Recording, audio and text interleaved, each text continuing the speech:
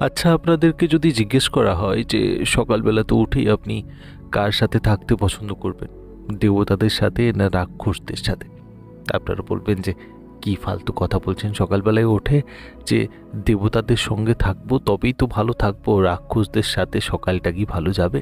ঠিক সেরকমই আমাদের জীবনের অবস্থা। সকালে উঠেই আমরা চাই যে জীবনে যে কাজগুলো আমরা করছি সেগুলো যেন ঠিকঠাক মতো হয়ে যায়, সব কাজ যেন সফল হয়ে যায়। কিন্তু এই সফল হওয়ার জন্য কি জিনিসটা দরকার আছে সেটা নিয়ে তো কখনো ভাবি না।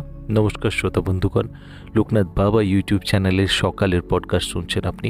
আজকে আমরা কথা বলছি যে সকালবেলাতে কোন এরকম জিনিস আছে যেটাকে যদি আমরা সঙ্গে রাখতে পারি তাহলে আমাদের সব কাজ ভালোভাবে যেতে পারে। এই 3 মিনিটের ভিডিওতে আমি আপনাদের সাথে শেয়ার করব কিছু এরকমের জিনিস যেটা আছে তো আপনারই কাছে, কিন্তু এই সময়ে জাগৃত নেই। দেখুন, সর্বপ্রথমে যখন আমরা ভাবি যে আমরা সকালবেলাতে ভালো করে দিনটা কাটাবো এবং যাবতীয় কাজ যেগুলো করব সেগুলো ঠিকভাবে করব, এই সব জিনিসটাকে ঠিক করে দেয় কী জিনিস? এই সব জিনিসগুলোকে ঠিক করে শুধু আপনার সদগুণ। আপনার মধ্যে কতটি ভালো গুণ আছে সেটাই ডিসাইড করে যে আপনি যাবতীয় কাজ যেগুলো করতে চলেছেন সেগুলো কিভাবে করবেন। কিন্তু সমস্যাটা এটা যে আপনার সদগুণ সবসময় আপনার দুর্গুণ থেকে হেরে যায়।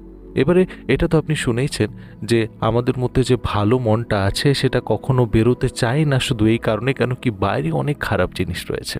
এবারে আপনি সেই সময়টিতে চলে যান যখন টিভিতে সিরিয়াল দেখানো হতো বা সিনেমা দেখানো হতো, বা যদি কোনো দিনও মহালয়ার দিনে টিভিতে মহালয়া দেখেছেন, আপনি দেখেছেন সেখানে যে প্রতিবারই রাক্ষসরা সবসময় ভারী পড়তো দেবতাদের উপরে।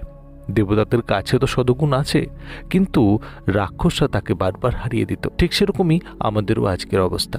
আমাদের কাছে তো সদ্গুণ আছে সেই কাজগুলোকে ভালো করে করার জন্য, কিন্তু দুর্গুণরা বারবার সদ্গুণকে হারিয়ে দেয়। এদের সং ঠিক দিন আর রাতের মতো, এরা কখনো এক দুজনকে ছাড়া থাকতে পারে না। কিন্তু যখন আমাদেরকে দুর্গুণের সাথেই থাকবার আছে তখন আমাদের সদ্গুণগুলোকে একসাথে রাখতে হবে। এই দুর্গুণগুলো সদগুণকে হারায় শুধু একটি কারণে। আমাদেরও জীবনে যদি ভালো করে দেখি তাহলে আমাদের মধ্যে ভালো গুণের মাত্রা অনেক বেশি, আর খারাপ হয়তো 2-3টে হবে, কিন্তু এই 2-3টে জিনিস যারা রয়েছে তারা কিন্তু একসঙ্গে আমাদের সদগুণের উপরে আক্রমণ করে, যেরকম রাক্ষসরা করত দেবতাদের উপরে, আর বিফলে হয় কি না সদগুণরা হেরে যায়। কেন এরকম হয়? কেন কি সদগুণরা কখনো একসাথে থাকতে পছন্দ করে না? আমরা যারা সকালবেলাতে ভালো মন নিয়ে রয়েছি তারা কজন একসাথে থাকি? আপনি দেখেছেন যে 4টে এরকম মানুষ যারা মদ্যপান করে, যারা